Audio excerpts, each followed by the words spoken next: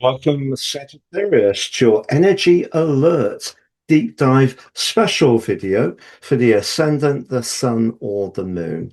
Across the 28th to the 30th of June, we got a huge amount of planetary activity.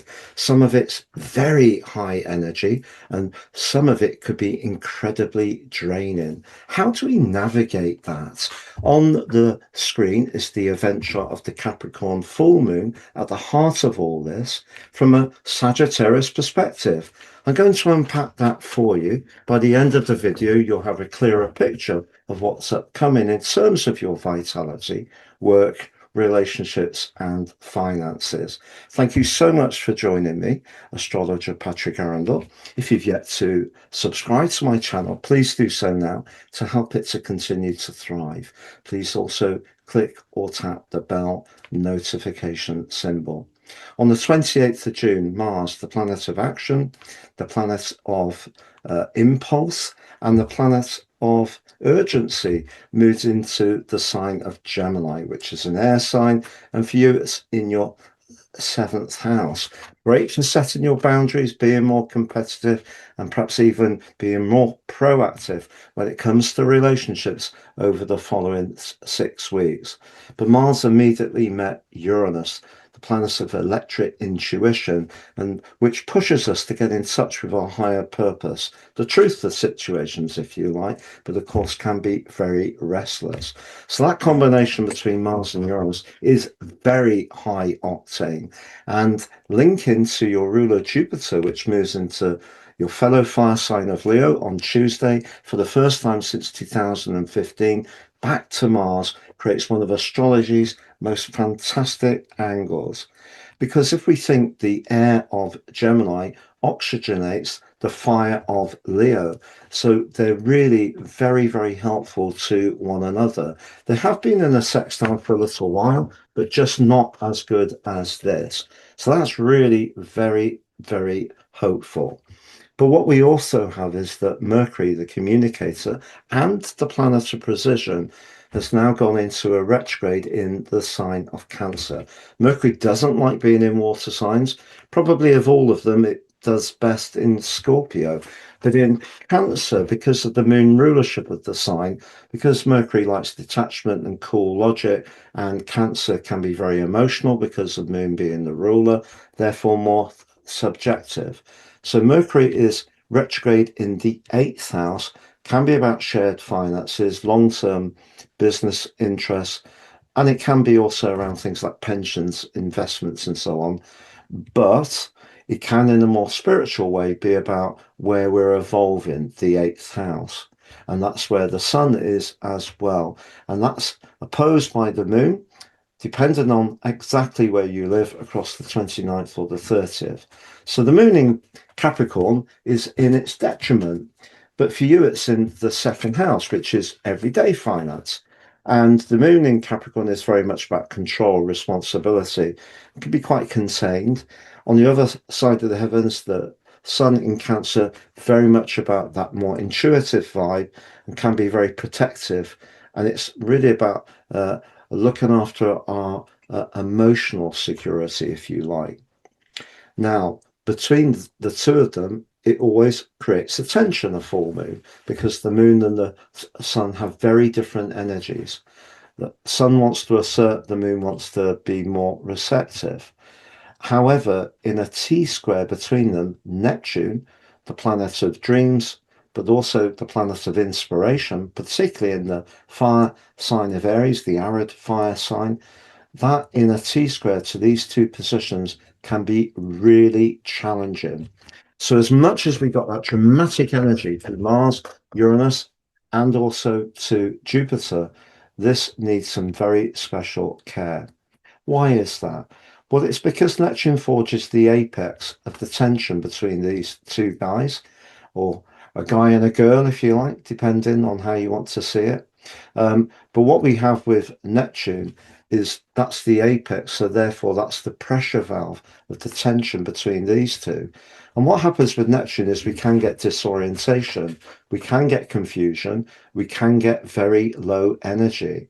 So The eighth house can be where we're very deeply invested. So it may be emotionally, spiritually, or intimately.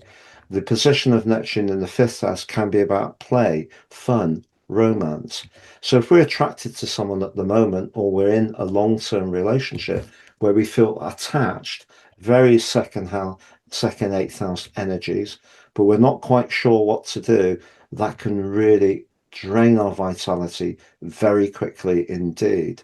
Now, ironically, the square between the moon and Neptune can be very much about perhaps the instinct to do something in a rather grand way, maybe very generous to someone we love, a loved one. That doesn't have to be a romantic context, could be someone in the family. And that won't necessarily be for the right reasons because Neptune's is a swirling mist unless we really are sure.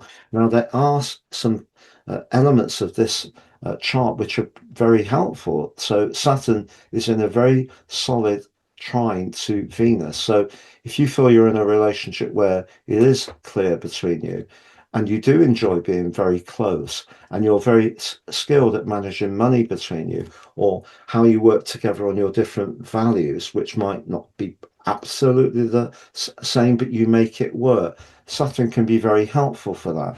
I think where the draining is going to come from is if you feel there's like an oscillation between perhaps wanting to do what's right as far as being very grounded about everyday money, perhaps being wanted to be open to growing into a situation, or is it that maybe you want to grow out of something? It's no longer working. The eighth house can be either way, evolutionary.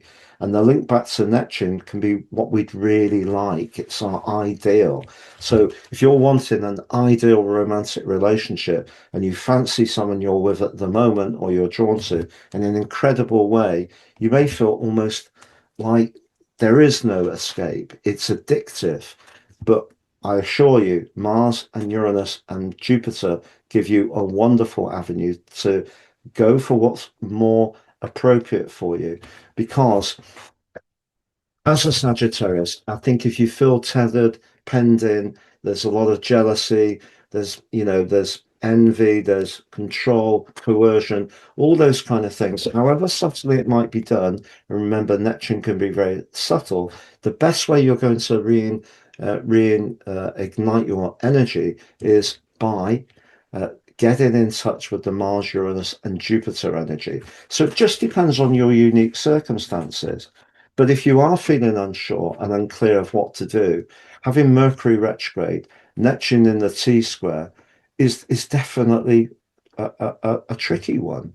Also, we have Chiron as far as physical energy is concerned in a square with Jupiter. But what Jupiter can do, as long as you don't try to mask any anxieties you've got by sort of, oh, I'll be absolutely fine, the kind of larger than life approach, it's important perhaps to use Jupiter to download knowledge that can inform you of what you might do, and that can be helpful.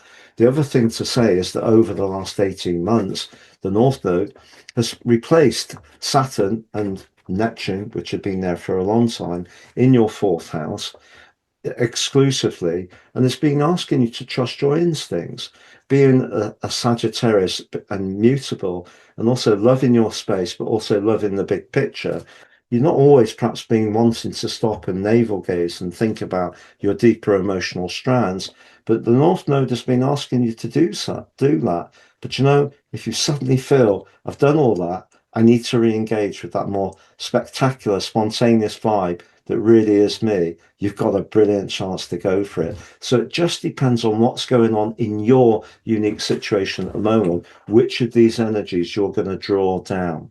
I'm going to summarize the four energies of the four areas of vitality, work, relationships, and finances next, Sagittarius, but just the set slash the price of my personal horoscope report. 3 for the price of one. The one you pay for, your life roadmap report, helps you to understand the patterns that play out in your life better. 3 12 months transit and draconic soul karmic analysis, which is fascinating. please see below for more. If you've yet to watch your Jupiter into Leo 13-month forecast or your July monthly forecast, on the screen is the I for information. Please click on that and that will take you through to those videos. If you'd like to have a one-to-one consultation with me, please see my testimonials below. If you've yet to sign up for your free daily written horoscope, fire to your device each morning for your early day celestial pit stop. You can do that by clicking on the link beneath the video. So to summarize, as far as neat physical energy is concerned, I feel if you're in a complex relationship, perhaps it's a lifestyle choice, perhaps it is to do with how you spend money. Are you being a bit too indulgent? I think you could get drained through this next few weeks.